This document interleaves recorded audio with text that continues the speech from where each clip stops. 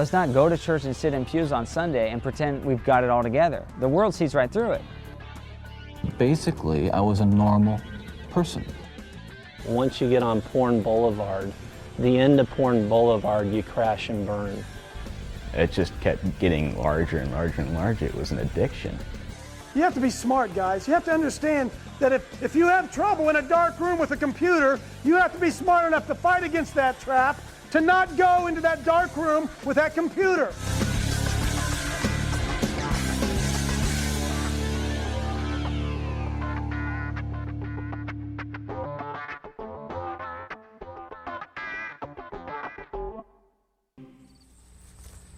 This is the Gettysburg battlefield, site of one of the most fierce battles of the Civil War. It was here that over 51,000 young men were either killed, wounded, or captured. Men who were filled with great potential and dreams for the future, yet never lived long enough to fulfill those dreams because they became a mortal casualty of the battle fought here. Today, young men are in the midst of a battle, not one of cannons, guns, and quests for territory, but an inward one of sexual integrity that involves a man's very soul. We live in a society that views sex as a recreational sport to be experienced as an entertaining pursuit, void of any real adverse consequences.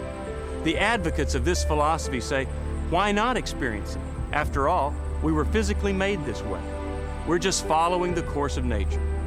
So today, as never before in history, we see a thriving industry that through various products and means seek to attract the sexual interest of men. It is estimated that the pornography industry is a $13 billion a year business, and that excludes a large number of R-rated films which could be considered soft porn.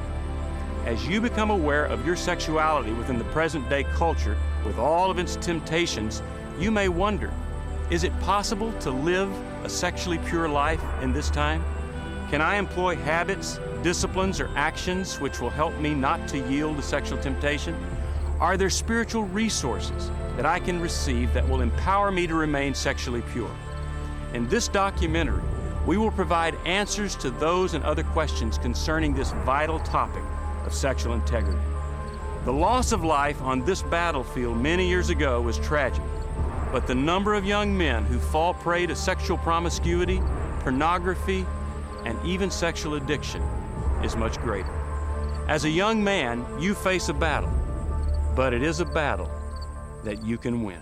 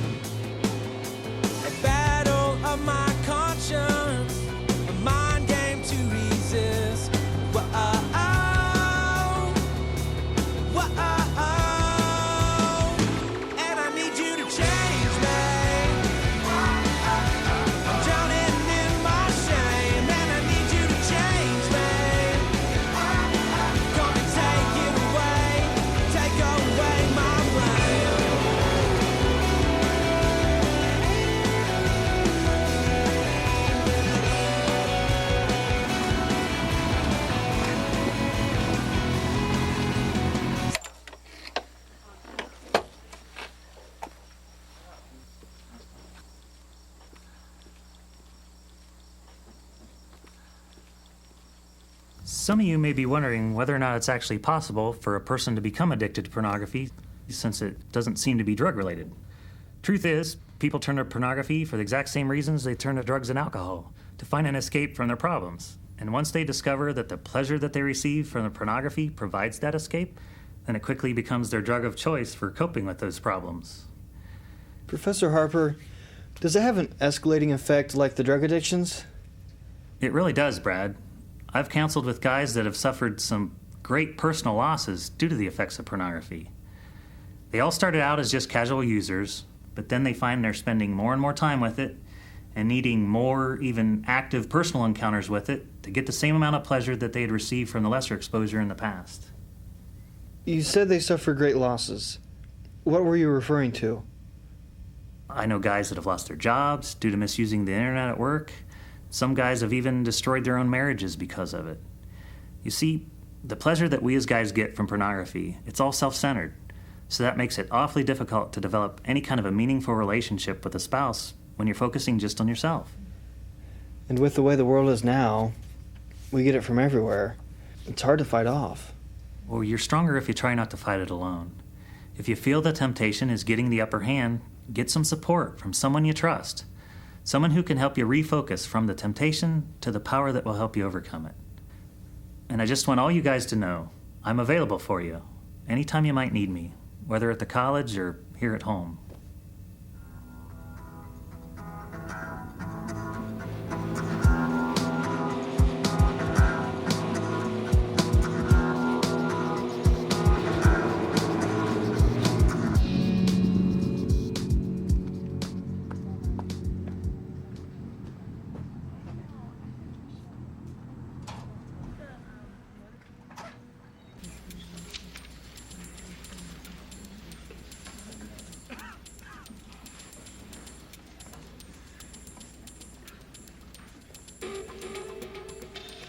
Hey, Brad.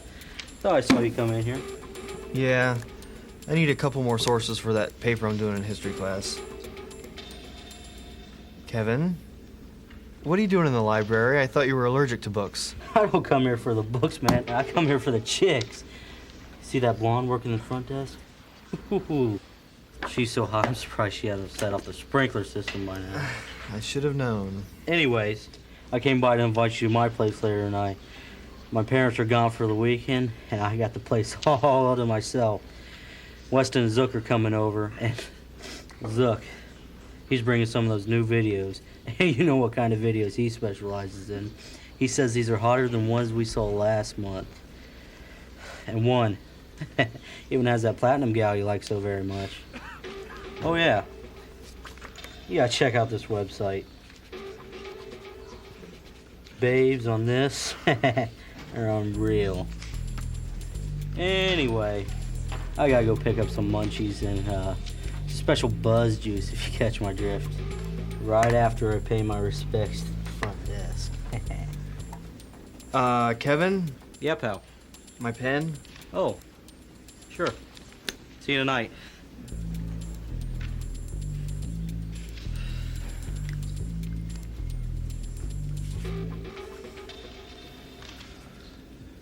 Hey, we're by the tree, and you're watching Every Young Man's Battle. Well, we were writing for this new record, and of course I had gotten through reading the book, and you know, it's still really on my heart and on my mind. And you know, one of the things that I thought, man, there's just one sin pattern in my life that I just can't get rid of. You know, there's something that's just constantly hindering me. It's just this battle that goes on with lust. And you know, every young guy that I've run into, you know, with our band and with different guys you run into on the road, it just seems like it's something that the enemy has such a foothold in our lives about, and it just makes you sick, you know. And so I thought, you know, I would just try to find some scriptures that really applied to my life. And in 2 Corinthians 3, I was reading one day, and it talks about how our hope and our confidence doesn't come from us alone, it comes from Christ. And I thought, man, that's really amazing, you know, that to know that this battle isn't in my hands, you know, that this battle is in the Lord's hands. And so, you know, ultimately, when you're trying to get rid of something, you'd call it a change. And I thought, well, maybe I'll just write a song about change. And then I thought how Jesus, you know, went through every temptation, and he overcame them perfect. And I thought, you know, he's a superhero to me, you know. And so I wrote the song Superhero, and then I thought, no, that's kind of cheesy, so I made it into Change. It's just a song about, you know, asking God to come and change us, make us different, you know, and to take away these sin patterns in our life, to get them right, and to make everything pure before the Lord. There is a myth believed by many that you can do what you want as a teenager because after you become an adult, it won't matter. The person you are as a young man is the person you'll drag into adulthood. Decisions you make today will impact everything in your future. The sexual desires you feed as a teenager will be the same desires you'll want to feed when you're 40.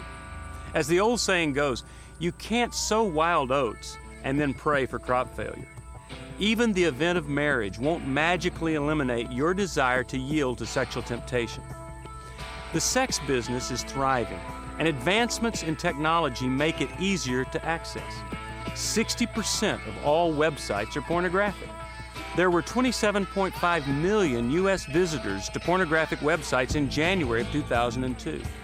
Americans spent an estimated $220 million at fee-based adult websites. $320 million is projected by the year 2005. Annual rentals and sales of adult video and DVDs top $4 billion, and 11,000 titles are produced every year. This is more than 20 times as many films produced by Hollywood production companies. The internet and cable TV allow for easy and private access to pornography. Internet pornography has become so much more preferred over the print form that one pornographic magazine has seen a drastic reduction in its sales. Well, there's two parts of the culture that I think really affects the way pornography rolls throughout the society. I mean, the first part is the secular culture, and we know from looking around, all you have to do is walk out your front door. I mean, you'll see girls running by in bikinis, jogging, you'll see beer commercials, you'll see billboards, R movies. I mean, everywhere you turn, you can draw sensual images right through those eyes and feed that addiction. And then the other aspect is the church culture has not done its job. What has happened, I get a lot of emails from young readers, and what seems to have happened is that pastors have not gotten detailed enough in church to let their kids know, and their parents haven't let them know exactly what sexual sin is. I get a lot of emails from girls and boys who are saying, I always thought that avoiding sexual immorality means to just avoid intercourse, but that everything short of that is okay. Well, actually, of course, the Bible says that you should avoid every hint of sexual immorality, and it's a much broader kind of a definition. What I find is that since the church culture has not been doing its job, even the church kids find themselves swimming in the same kind of a problem. It was kind of crazy, but I went up to my closet and looked at some of the things that I was wearing and realized that probably men were, stumbling because of some of the things I was wearing.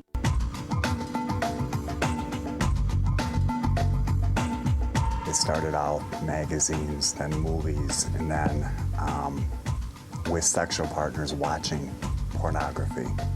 It just grew into something that I was unable to stop.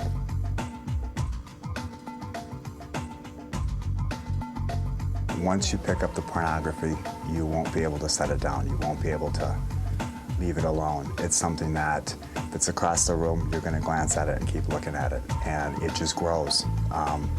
Your desire for the pornography increases to a point that it becomes uncontrollable or unstoppable, and the decisions you make once involved with it, can ultimately change your entire life.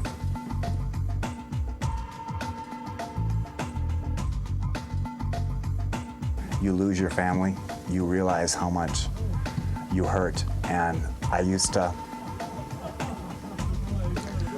hear my mom say, that how much she hurt inside, and I never realized how much it was until I spent the last year not being able to see her or talk to her. And now that I understand what that pain that I caused her is like to feel, it makes you want to change. More than anything I can think of is you lose someone you love over something you've done. It hurts, not only them, but you. And pornography played the major role in losing my family, my friends. There's a lot of people right now I can't even call. They were showing us the phone, and he said you can call family or friends.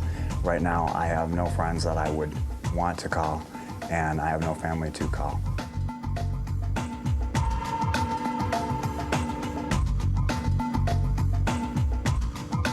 Well, there were a number of things that got me involved with pornography and sexual sin, and it all started back when I was about 6 years old, and I found a stack of Playboy magazines under my dad's bed, and he didn't really know it, but through the years I kept going back. Never really got too heavy, even through high school though, because in high school football was my god. I was fortunate enough to grow up in a very conservative Christian home. I had two great parents that loved me and took good care of me, and they sheltered me tremendous amount. I remember as a young boy, I was about 11 or 12, I went out to get the mail one day, and the mail wasn't there, but there was a magazine in the mailbox. I'm a 26-year-old male, and just for me, pornography has always enticed me. It's always, but growing up when I did, we had to steal it from a liquor store. We had to find it and then bury it in the garden at one friend's house, and then, hopefully 4 weeks later it's still there. And so it was just a real light taste of it. Girl walks by, and good-looking girl, maybe a cheerleader or something, you just.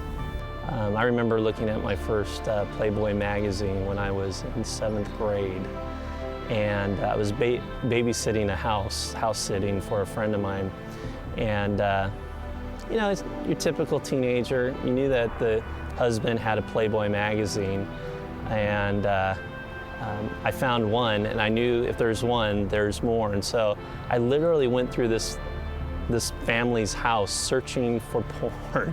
I haven't met a person yet that just has a subscription to Playboy and has been content with that for 20 years. It started as a curiosity, and it kept escalating. I mean, it started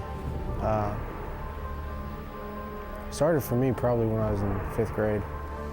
At that time, I began to memorize all of the dates when my favorite pornography magazines would come into the drugstore campus, and I would be there at 9 o'clock when the doors opened on the days they came in because I wanted to see them right away, the new pictures of that month. It just kept getting larger and larger and larger. It was an addiction. Guys are always interested in girls, and we start off as a young age. Let's get real. Let's talk about the dirty little secret. People say, what's that? And pornography, it's just that. It's a secret that most guys, most pastors, most people in the church, most people out of the church, it's the one thing that we're drawn into. I also started to chase women, and just really got heavily into that. 1 year after college, for instance, I had 4 girlfriends at one time. I was sleeping with 3 of them. And I was essentially engaged to be married to 2 of them. For me, I was spending probably around $1,500 to $1,800 a month on phone sex lines. There's always a lot of girls that were interested in me, and it just kind of took me down quick. The answer is being honest. Let's not go to church and sit in pews on Sunday and pretend we've got it all together. The world sees right through it. They say we're fake. They say we're hypocrites. They say, and a lot of times they have good reason to say these things. I thought the book did an awesome job of giving a clear-cut definition of sexual immorality. It's not just not having sex. What really hit me was that it is being fulfilled sexually in any way by another person or another thing other than your spouse.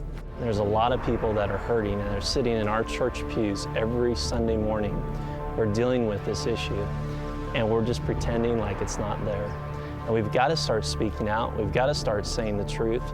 Otherwise, we lose our credibility in dealing with social issues. Let's get real. If you did a pornography addiction weekend at a church, nobody would come.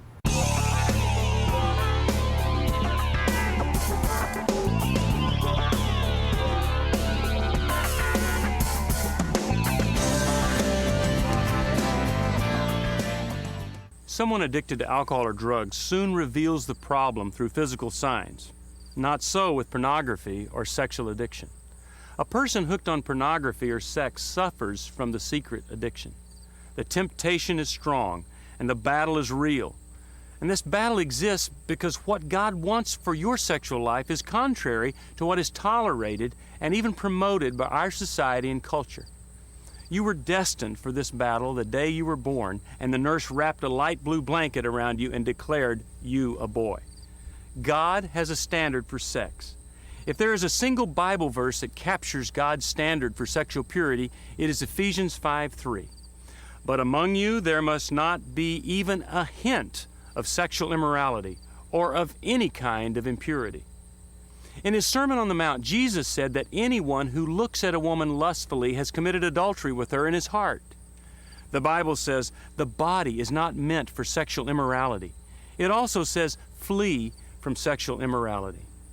The Apostle Paul writes, "It is God's will that you should be sanctified, that you should avoid sexual immorality, that each of you should learn to control his own body in a way that is holy and honorable, not in a passionate lust like the heathen." God made you a sexual being and designed you to experience the full joy of sex within marriage. Given the times we live in, the persistent temptations of sex outside of God's will, and the easy access to sexual impurity, the battle is formidable. In this battle, you need to be determined to be a victor and not a casualty. As rough as the battle can seem to be, you are not powerless in the face of this enemy. There is a winning strategy which you can put into action. We talk about something called starving the sumo, and what it has to do with is our sex drive. Our sex drive is something that's innate in us, that God has created in us. And a lot of times, young men will say, "Oh, I have a sex drive that's stronger than what most rabbits have. How am I supposed to control these urges in me?" What I found is that a lot of times, your true sex drive is much less than what you think. And it's really through watching the R-rated movies, looking at the computer screen, that we actually see the central images and begin to really puff up our sex drive. We sumo-size it.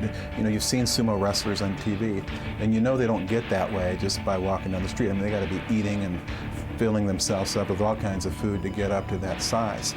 And what we're saying is that there's two components to your sex drive. There's the natural component, and then there's the part that you've blown up with all the things you've been looking at. And when we say starve the sumo, what we're saying is we need to begin to cut off those images that are feeding him and making him grow out of control. Because while he's still that sumo size, you say to yourself, I want to win, but he can just knock you out of the ring anytime he wants because your sex drive can be so strong. And what we're saying is if you put the defenses in place and begin to starve him, he gets kind of skinny again, back to where he needs to be, where it can really be controlled through the natural processes that God has built into our lives.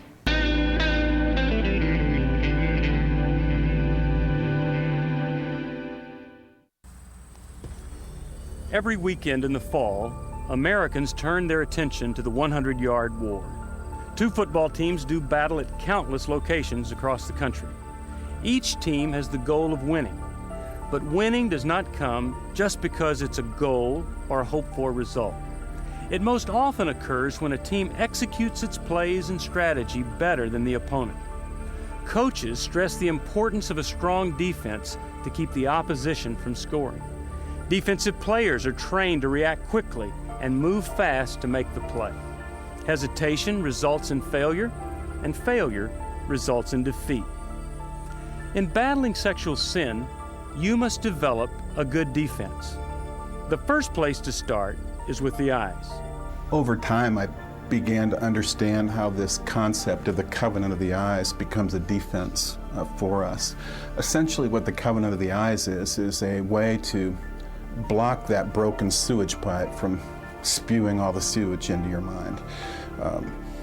The idea behind it is to take all these sexual images that are all around us, block them so that it doesn't get into your eyes and create that lust and create that sin as we lust. And as I began to make rules like this in each area of my life, I began to cut off those images and I began to breathe for the first time, and there was some hope I'd be out of the prison.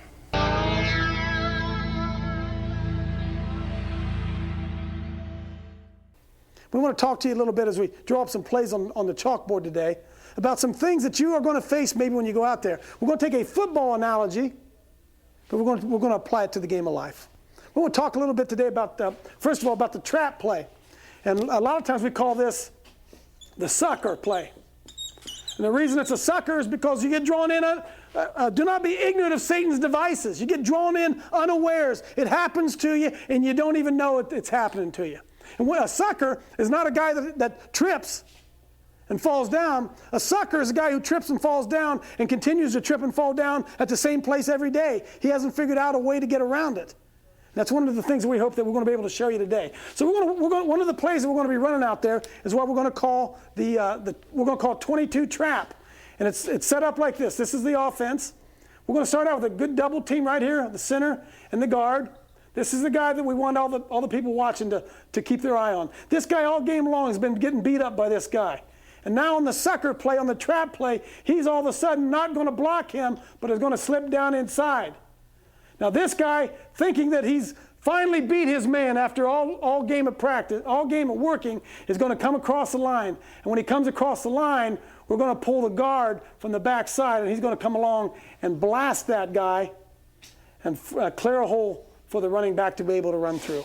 So that's the trap play, and we'll take a look at that here on the video. Take a look at number 71. All game long, he's been blocked by the guy over the top of him. And here on this one play, all of a sudden, nobody blocks him. Look what he does. He runs across the line, and he gets smashed by this guy coming and attacking him that he didn't know was attacking him. Here's the lesson to be learned in that. Sometimes if it's too easy, it's too easy. Your antenna ought to go up. What's going wrong that this guy hasn't blocked me? It's the same as life.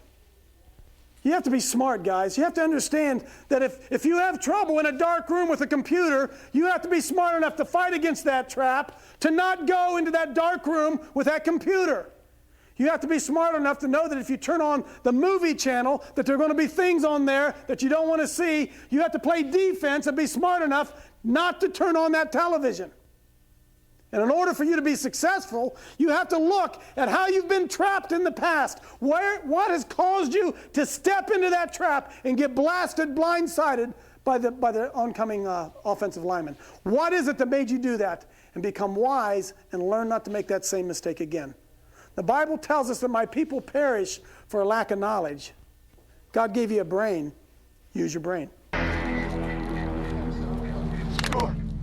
So now let's take a look at this same guy who's been trapped a couple times. Now all of a sudden he begins to wise up a little bit.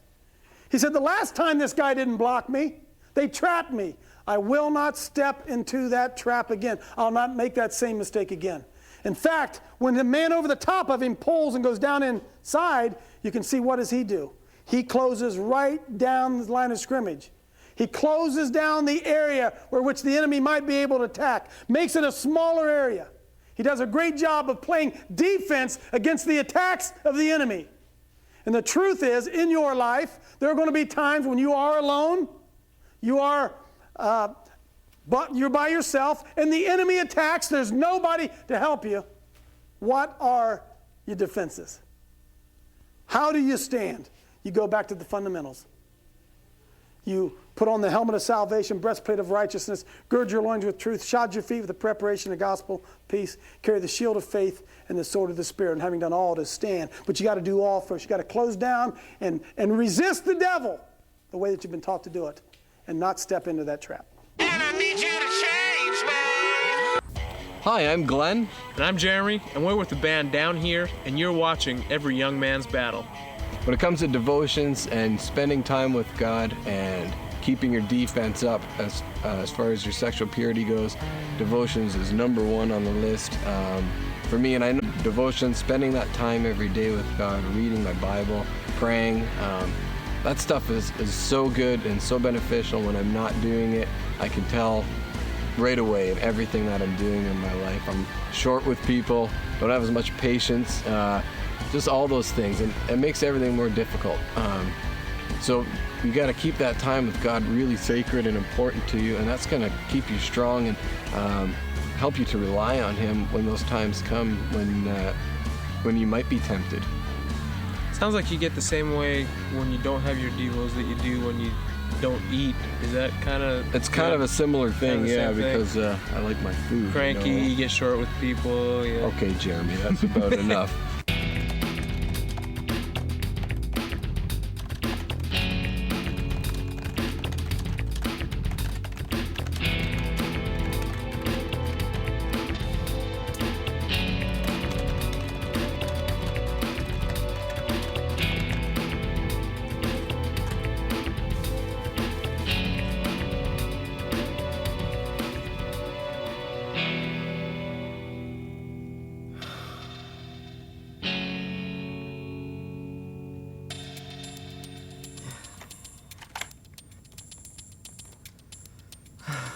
right, let's see what Kevin's found now.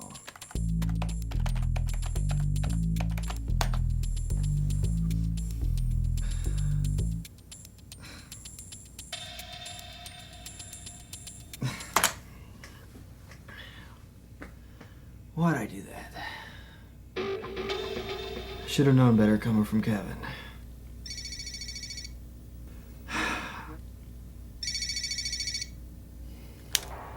Hello. Brad, where are you, man? Get over here. We're waiting on you. You're still coming, aren't you? Kevin, listen, man, I've got this paper due on Monday. What's wrong with you, man? It's Friday night. This is party time, not study time. You've got the rest of the weekend for that stuff. Get over here. And if you're not over here in 20 minutes... Okay, all right, okay. I'm on my way.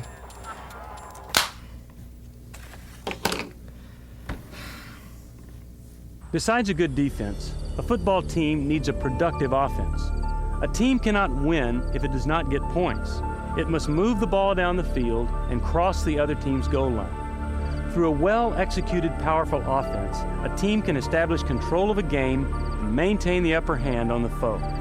In the battle with sexual sin, you need a strong offense. You need to be proactive and do positive things which will make you stronger in this battle. The first pro-action to focus on is choice.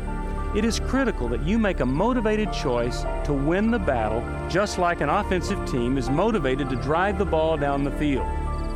The next pro-action to take is to maintain a close personal relationship with God through prayer and the study of God's Word.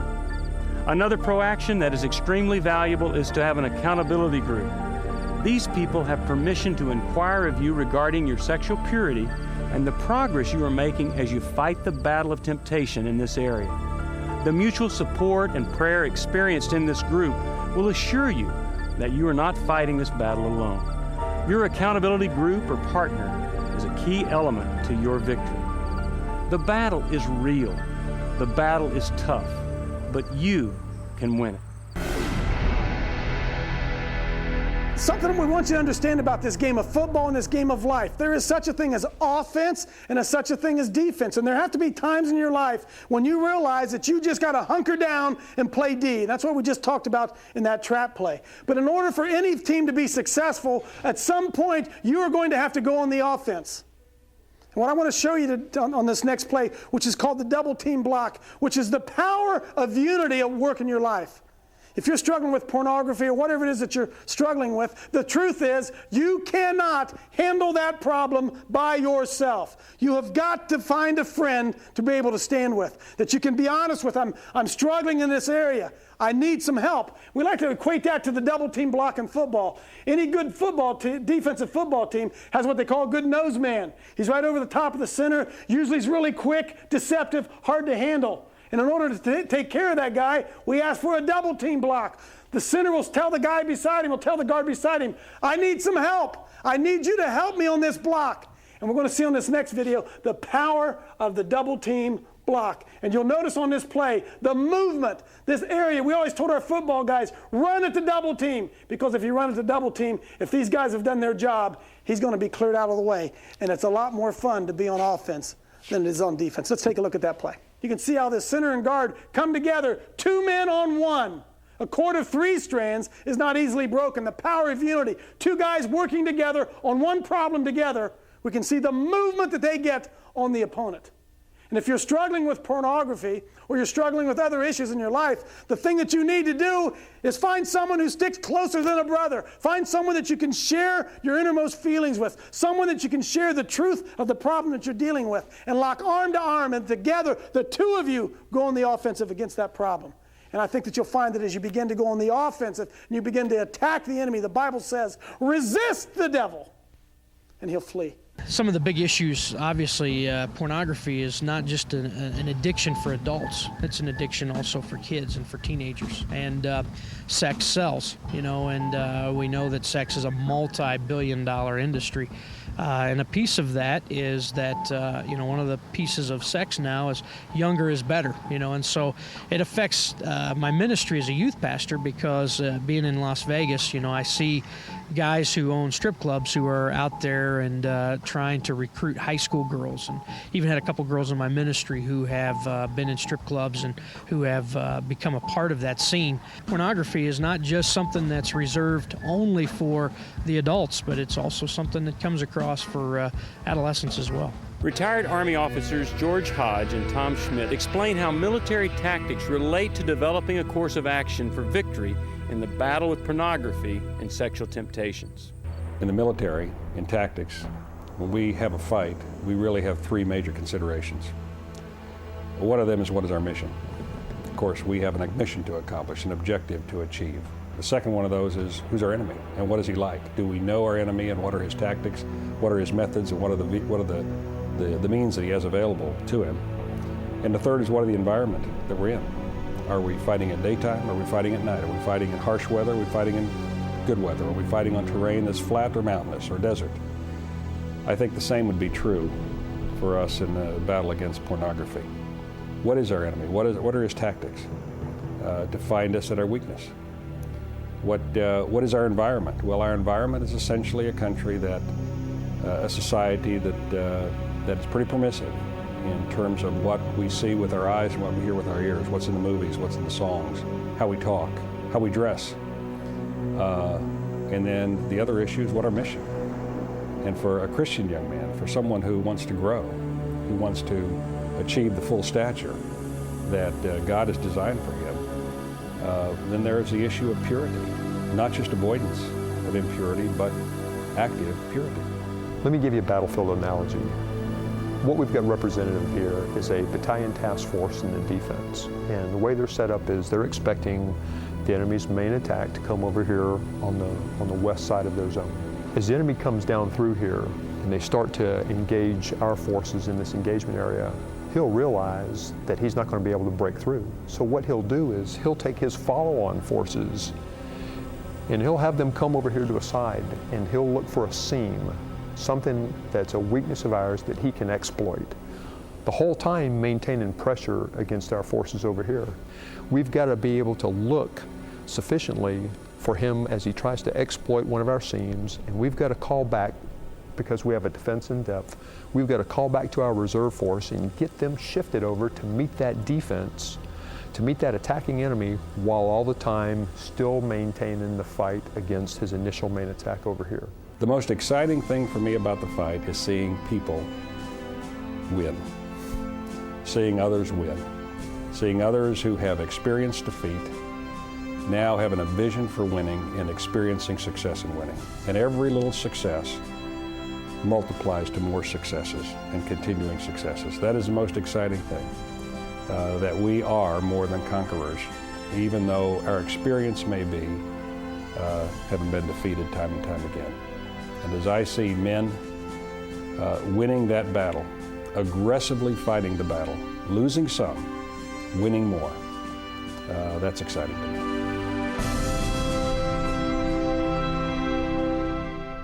You see people every day that are constantly fighting this battle like you have, that are constantly going through looking at pornography and balancing spiritual stuff. And that would be a constant battle to, like, one always outweighs the other. For me, it was living life in categories, is the term that I like to say. Recognizing that there was the church category, there was Chris, who was in his leisure time, and there was Chris, who struggled with pornography. And that's how Satan is using this sin. And what ended up happening was the Chris who struggled with pornography started to take over the Chris in his leisure time, and that started to take over the Chris in his work environment, his family environment. And that's what people don't understand. It affects your whole, not only your whole walk with the Lord, or it affects your whole life. And I recognized that I couldn't do it anymore. If I could say anything to a high school student at all, I would say, try to look past, what you see on the outside. And every single one of us has a longing to find that someone that we, connect with, that we feel is our soulmate for the rest of our life. You have to actually believe that God is going to do what you ask him to do. I mean, he wants to, but how can he do something if you don't believe that he's going to do it? And if you can just look past and try to see, you know, the heart of a woman and how beautiful that is, and when you do, then I think you'll begin to treat her, you know, when you find that one and you begin to realize it's more than just what she looks like, because who you marry, she's not going to look like that forever. We need to kind of be uncomfortable. We get too comfortable. You take a stand against porn, and you'll definitely carve out a little niche in history. I started to cut off, blockade my eyes from all the sensual images that are around me in this culture. The first couple of weeks when I started to make that covenant, I lost practically every time I tried. I would, you know, try to bounce my eyes away from the billboard and they'd bounce right back to it. I'd try to bounce my eyes away from the jogger and I'd look at her once and then once in the rearview mirror as I went by. I mean, it just seemed impossible. But you see, I had made a decision and I wasn't going to quit. I didn't care how long it took. During the second, probably the third and fourth weeks, it started to get to the point where I was winning about, I was playing 500 ball. You know, half the time I would bounce my eyes away and then I wouldn't bounce them back. The other half I would, and just go, well, you know, it's getting better.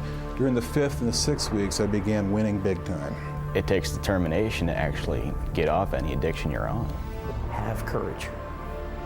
Because I know that to be able to sit down with somebody and say, I have a struggle, is the toughest discussion that any teenage boy will ever have. And I really wish I had the courage at 18 to be able to do that. Instead, it led me down a life that I didn't necessarily need to go down, because I didn't have the courage to say, hey, I need some help, and I need God, I need the church to come around me to help me with it. I met a guy that's in a 6-month live-in facility for pornography addiction, and he said to me, he said, pornography will take you to places that you never thought you would go. I'd just like to let you know, if you're out there and you're a person that searches for porn over the internet, or you're heavily involved with porn, I just like to let you know that it's not all that it's cracked up to be. Pornography has a very, very strong grip that grips your heart, it grips your mind, and it spirals downward. Pornography is, I want you to look at what you have, what you would think is your rock bottom point, something that you would never ever do. Maybe it would be whatever your rock bottom thing that wouldn't go past pornography, whatever. Those are the type of things that you'll end up doing, because pornography has such a tight chain on you that the more you indulge in it, the tighter the chain gets, and the tighter that you'll end up doing things that you've never dreamed that you would do. And people try to say that pornography is great. People try to show couples and people just having a great time, but it's really not all that it's cracked up to be, because that chain gets tighter and tighter and you end up being choked. The life is choked right out of you by all that. And so I just would admonish you to check what you're doing and check what you're looking at, because it's a lot greater of a beast than you think it is. Basically, I was a normal person. I wasn't some guy hanging out at bars or a bum, or I wasn't a pervert in the sense that, you know, people look at somebody and say, I know there's something wrong with him, and just tell. I mean, I was essentially a normal person. I had good friends. I led a normal life, except for this one small but very potent and very destructive segment of it that I kept very secret and very close to myself and didn't let anybody know about it. And part of the shock and horror from my dear friends and family years ago when I was first arrested was that there was no clue. They looked at me and they looked at the all-American boy, and I mean, I wasn't perfect, but I want to be quite candid with you. I was okay. I was. The basic humanity and basic spirit that God gave me was intact, but unfortunately became overwhelmed at times. And I think people need to recognize that it's not some kind of those of us who have been so much influenced by violence in the media, in particular pornographic violence are not some kinds of inherent monsters. We are your sons and we are your husbands. And we grew up in regular families. And pornography can reach out and snatch a kid out of any house today. He snatched me out of my home. It snatched me out of my home 20, 30 years ago. And as diligent as my parents were, and they were diligent in protecting their children, and as good a Christian home as we had, and we had a wonderful Christian home, there is no protection against the kinds of influences that are loose in the society that tolerates. You feel this really deeply, don't you? Ted, outside these walls right now, there are several hundred reporters that wanted to talk to you. Yeah. And you asked me to come here from California because you had something you wanted to say. This hour that we have together is not just an interview with a man who's scheduled to die tomorrow morning. I am here and you're here because of this message that you're talking about right here. You really feel that hardcore pornography and the doorway to it, softcore pornography, is doing untold damage to other people and causing other women to be abused and killed the way you did others. Listen, I'm no social scientist, and I haven't done a survey. I mean, I don't pretend that I know what John Q. Citizen thinks about this. But I've lived in prison for a long time now.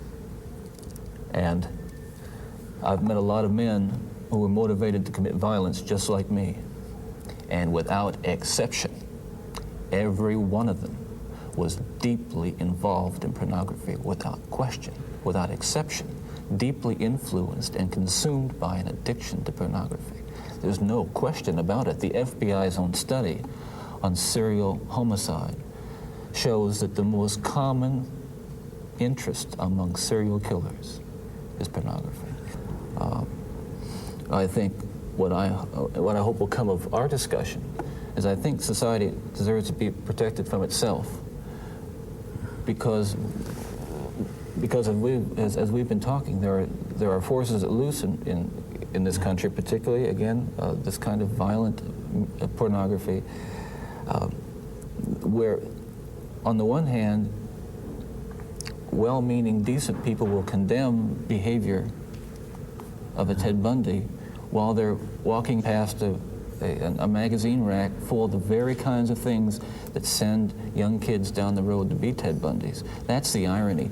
We're talking here not just about more. We're talking, what I'm talking about is going beyond retribution, which is what people want with me, going beyond retribution and punishment, because there is no way in the world that killing me is going to restore those beautiful children to their parents and correct and soothe the pain. But I'll tell you, there are lots of other kids playing in streets around this country today who are going to be dead tomorrow and the next day and the next day and next month, because other young people are reading the kinds of things and seeing the kinds of things that are available in the media today.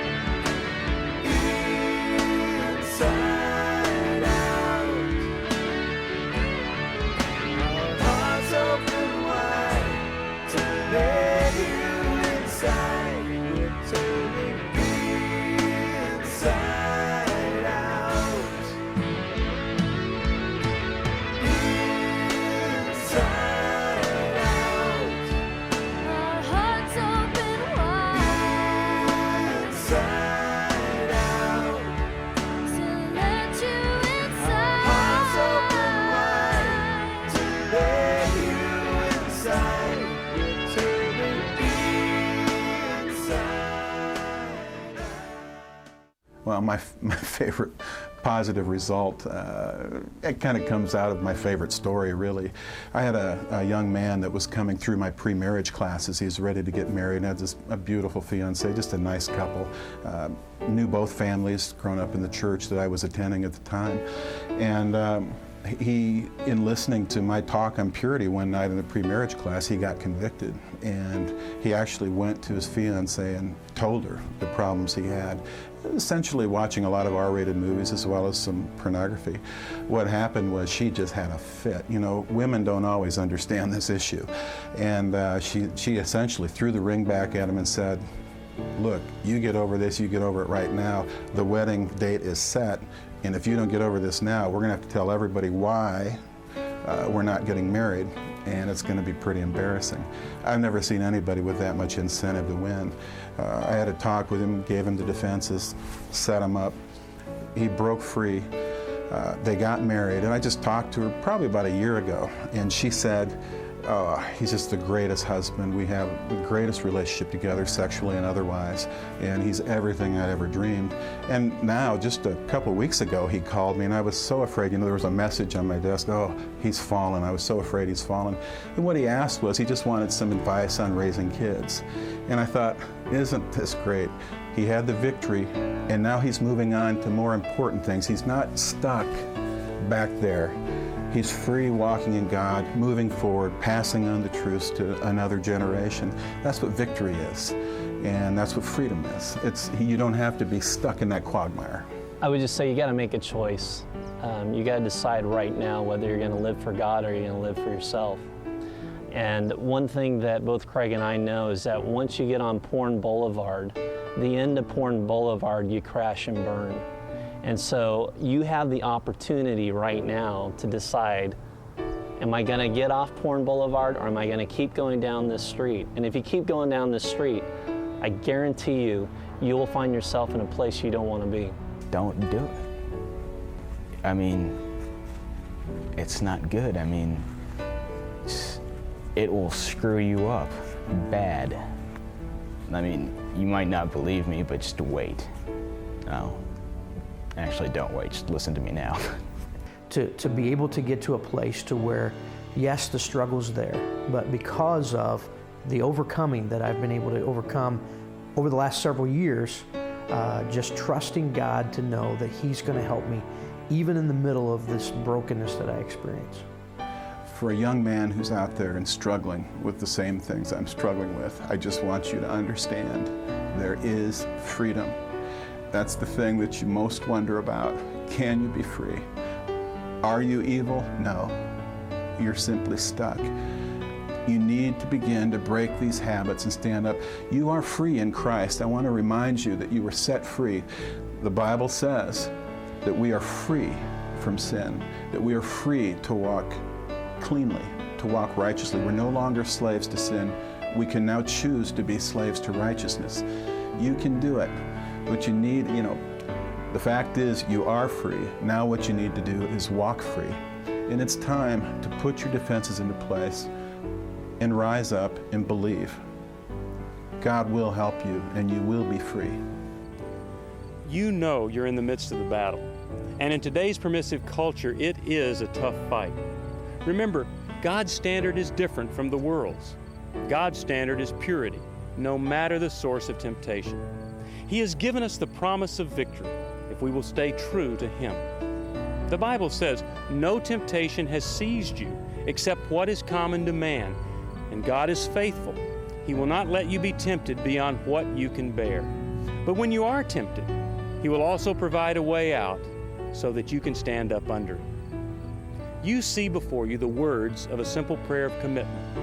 You can pray this prayer and find forgiveness over past sin and failures. Through this prayer, you can make your commitment to victory over sexual sin. Now, if you prayed this prayer, share this good news with someone else so that they can be supportive of your decision and your new life. If there's a single Bible verse that captures God's standard for sexual purity, it is Ephesians 5:3. But among you there must not be even a hint of sexual immorality or any kind of impurity. Thanks for watching. Now go win the battle. Cries of